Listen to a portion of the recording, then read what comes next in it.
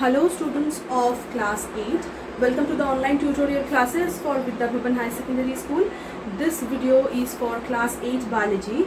The chapter that I will continue today is the nervous system, and today I will start with the nervous system in humans. Okay. As you can all see, I have already drawn one picture of the brain, right? So the sense system or the nervous system can be categorized into three parts. What are they? Like, one is central nervous system or CNS. Okay. Two is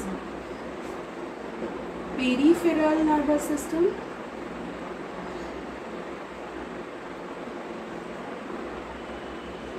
That is PNS. And the third is autonomic nervous system. That is ANS. So here I will start with the central nervous system. Okay. Central nervous system consists of two parts. One is brain and the second one is spinal cord. So in this video, I will only discuss about the parts of the brain and the functions of it. Understood?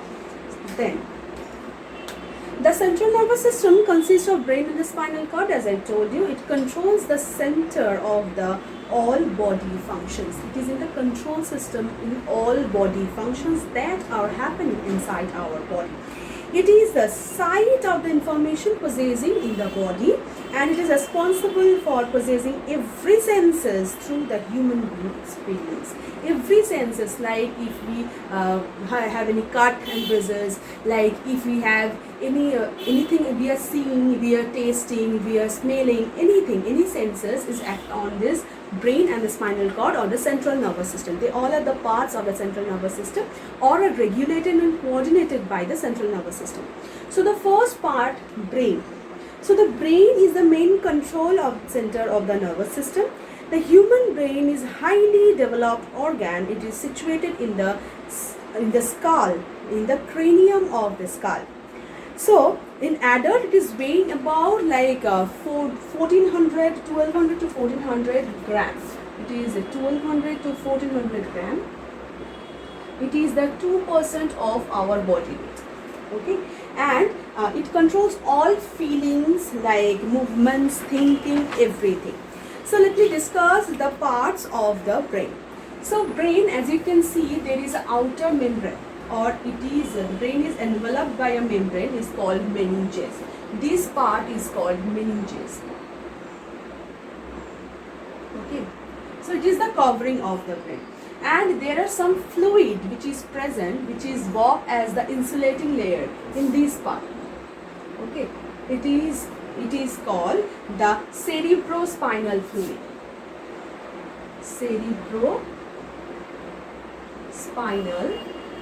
fluid. It works as the lubrication layer between the meninges and the brain system. Okay. Then the cerebrospinal fluid also nourish the brain and protect it from the shock that is absorbed by the brain. Next, the main brain part. This part can be divided into the three parts. One is cerebrum, second is cerebellum, and third is medulla oblongata. First is cerebrum, second is cerebellum, and third is medulla oblongata. Let me point out these parts first. Okay, this big part is called the cerebrum. Cerebrum. Okay, and then the egg-shaped place, this is called the cerebellum. It is the cerebellum. And the lower part of the brain, here it is called the medulla oblongata. Medulla oblongata. Okay. So they are by shape they are different. Their functions are also different in the brain. Okay. So let me discuss the cerebrum part first. This is the cerebrum. Okay. So it is the uppermost and the largest part and most prominent part of the brain. It fills most in the skull. In this skull, it fills the most area. It is highly convoluted and appearance with the ridge and the grooves. So if we find out the external view, that we can see it is look like that. It is look like that. Okay. So here it is the right. Here it is the left. Okay. And the forerow or the furrow is present in here. Here is the middle side, and the ridge and the grooves are present here. Like this, a small ridge and the grooves are present in the all parts of this cerebrum. So this is the internal view or the external view, and the top view. If we find out this part from the top, we can see this. Okay. So cerebrum is divided into the right and the left cerebrum, as I told you, and cerebrum hemispheres with the deep furrow in between. This part is called the furrow. This is called the furrow. Okay. And then it is responsible for the sense and the sense of any pains and the temperature, touch, sight, sounds, taste, everything. Okay. And some grooves and ridges are also present in here. Ridges and grooves.